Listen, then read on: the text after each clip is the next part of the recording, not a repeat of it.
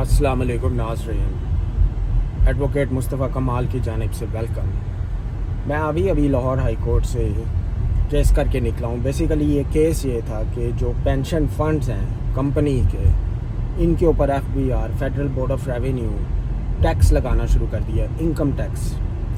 और इसके ऊपर कानून बहुत क्लियर है, बड़ा वाज़ेह है कि जो पेंशन फंड्स होंगे, जैसे ग्रेचुटी फ़ंड होता है, प्रोविडेंट फ़ंड होता है, ये पेंशन फंड्स होते हैं, और इनके ऊपर जो प्रॉफिट हो रहा होता है कंपनी को, उसके ऊपर इनकम टैक्स चार्ज नहीं FBR कर सकता।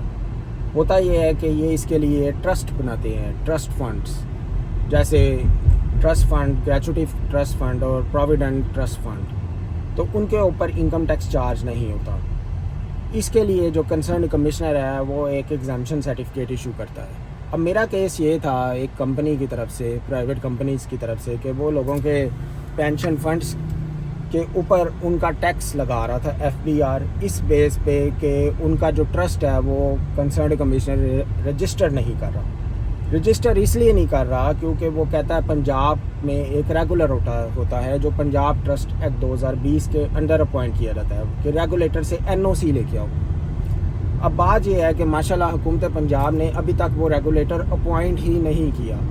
जब रेगुलेटर अपॉइंट नहीं है तो NOC नहीं मिलता, NOC नहीं मिलता तो ट्रस्ट रजिस्टर नहीं हो रहा, पेंशन फंड का ट्रस्ट, जिसकी वजह से FBR उसके ऊपर सारा टैक्स चार्ज कर रहा है और इससे गरीब लोगों को नुकसान पहुंच रहा है। ऑनरेबल लाहौर हाई कोर्ट के जजेस ने, मुझे डिवीज़न बेंच ने आज स्टे ऑर्डर दिया है कि रेगुलेटर अपॉइंट ना होना इनकी गलती नहीं है, तो इनका जो एप्लीकेशन है, जो ट्रस्ट रजिस्ट्रेशन किया, उसे कंसीडर किया जाए।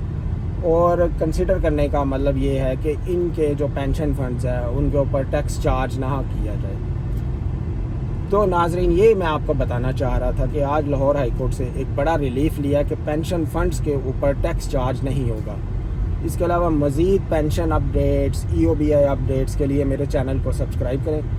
आपके साथ मिलता रहूँगा इंशाअल्लाह ताला वीडियोज़ में। आपको कोई क्वेश्चन है तो आप मुझसे पूछ भी सकते हैं। अल्लाह हाफिज़।